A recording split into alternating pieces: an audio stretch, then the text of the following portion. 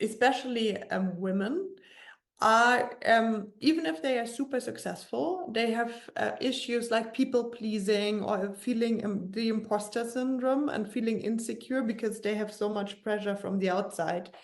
So what me and my audience are really curious about is how can you like look more secure even if you feel insecure in the inside? Right.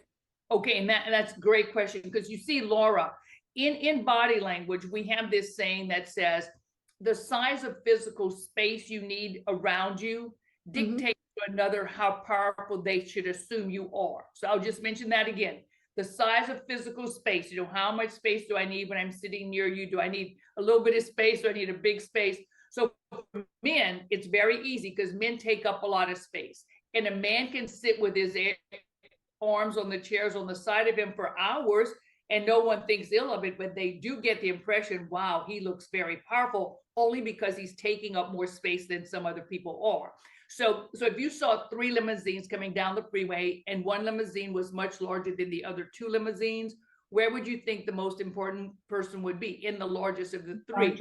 Yeah. Or who gets the biggest spaces in offices? Probably the highest ranking officers. So by nature, when a man communicates, a man's gestures tend to go away from his body. So when a man is speaking, Laura, his gestures kind of go away. We as women, our gestures tend to come towards us just by nature, that when we were speaking.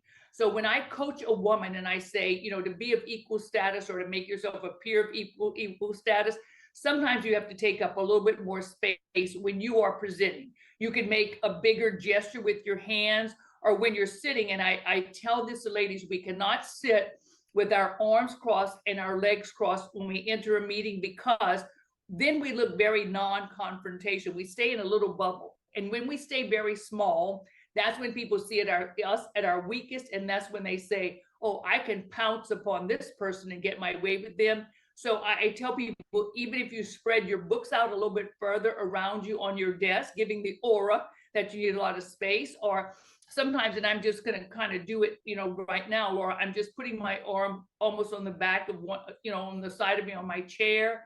I mean, anything to make yourself look more open